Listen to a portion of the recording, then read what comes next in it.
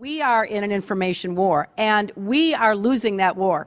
Nice quote there, Hillary. It says a lot about the media. She then stated that RT, along with Al Jazeera and CCTV, are killing it.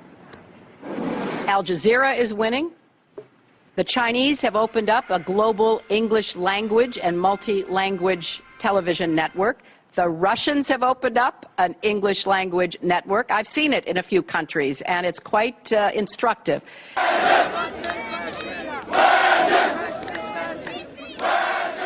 Welcome to your daily news analysis here on Press TV. You can see behind me. Look at the protesters right behind me. Okay. You've got a set of global networks that Al Jazeera has been the leader in, that are literally changing people's minds and attitudes. And like it or hate it, it is really effective. Our journalism speaks for itself. I mean, I think if Al Jazeera's journalism was biased towards Qatar, people would say that Al Jazeera is a biased news organization. Every nation that is ambitious in terms of playing a global role, I think, feels that they have to have a global voice. It's not much more complicated than that.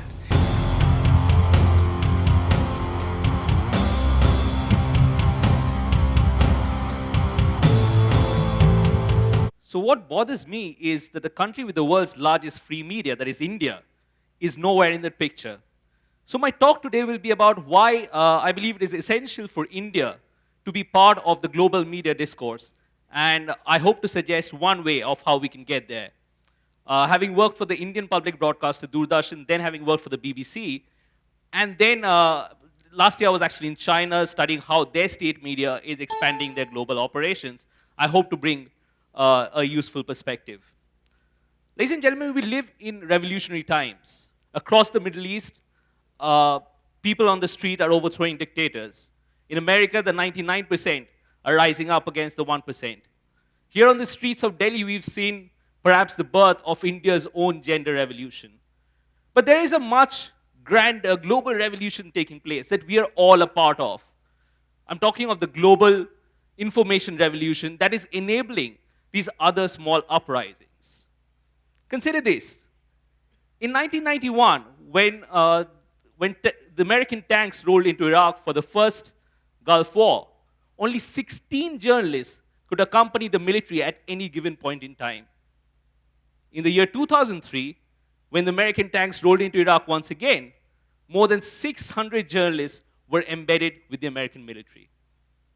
In the year 1993, there were only 50 websites in the whole world. By the year 2000, there were 5 million. And today, about 70% of all information produced anywhere in the world is online. So, ladies and gentlemen, we do live in revolutionary times.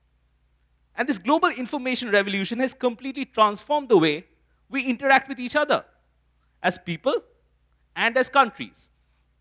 So at the people level, our email IDs, our Twitter accounts, our Facebook profiles, how searchable we are on Google, those have become our primary calling cards. The story we tell about ourselves through those identities is what the world thinks of us. And it's the same for countries.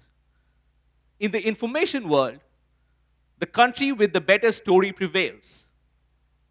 So it is essential for us to ask ourselves today as Indians, who is telling India's story to the world? How does the person sitting in New York, or Rio, or Johannesburg, or Beijing get to know about India? Well, right now she gets to know about India from Al Jazeera, from BBC, from CNN, The Economist, The New York Times, but not from an Indian source. So essentially, we are not telling our story to the world ourselves. We are letting someone else do that for us. At the people level, that is the equivalent of you handing over your email account password or your Facebook password to your colleague. Now, that would be dangerous, right? You would never do that. And nor should India. So which is that one Indian media organization that can take India's story to the world? The answer I have today may surprise some of you. That is not the answer. Now, growing up in the late 80s or early 90s, many of us got used to that phrase on our television, sorry for the interruption. In Hindi, रुकावट के लिए खेद है, on Doordarshan. And the medium being the message, that gave off an image of India, of a country that did not work. Now, of course, the private players came in once the economy opened up in the early 90s, and Doordarshan got relegated to the backbenches.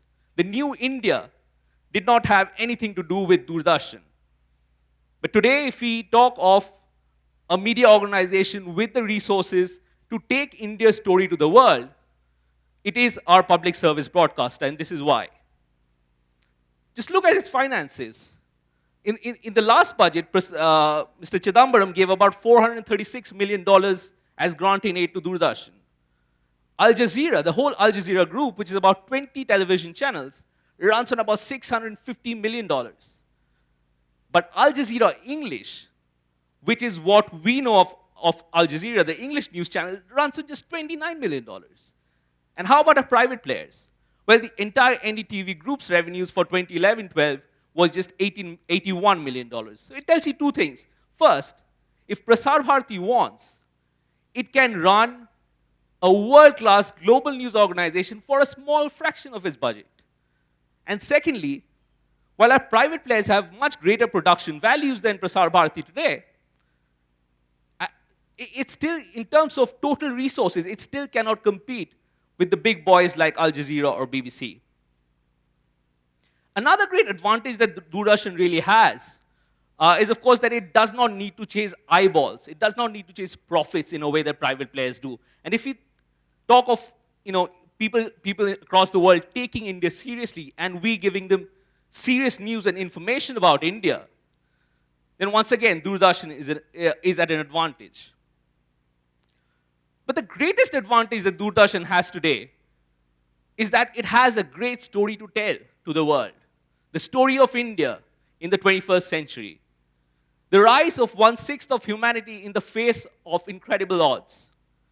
The triumph of diversity over divisions. The innovations of our businesses like Mr. Jhala's and Suhas Gopinath's. The colors of our festivals. And the list can go on.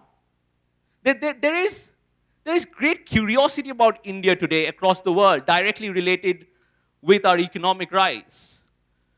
More and more businesses are investing in India and therefore want to know more about India. More and more, and India too is curious about the world today more than ever, because Indians are investing in African oil, in British cars, in American software. Indians are building mobile towers and roads in Afghanistan. Indian women peacekeepers are saving lives and inspiring local women in Liberia. Their stories never get told. Their stories deserve to get told. India is also adopting various development models that have worked in other parts of the world, in other developing nations. The cash transfer for poor scheme, for example, has been pretty much directly lifted, Anu Malik style, from Brazil's Bolsa Familia program. Now, the cash recipient in Mumbai has a right to know exactly how this scheme benefited somebody in Sao Paulo. And that would really help her understand and spend this cash better. She has a right to know, and Doordarshan, as a public service broadcaster, is just the perfect medium to carry that story. So a globalized Prasar Bharati can really quench this two-way thirst for information. It can take India to the world and bring the world to India's living rooms. A public service broadcaster, as the name suggests, is supposed to work for the public, because all of us who pay taxes have made a certain investment in it. But for way too long, India's public service broadcaster has actually been a government service broadcaster. It is time to change that. It is time Prasar Bharati fulfilled its original mandate and started working for the people of India. at home and abroad. It is time India started telling its own story to the world, because we have a great story to tell.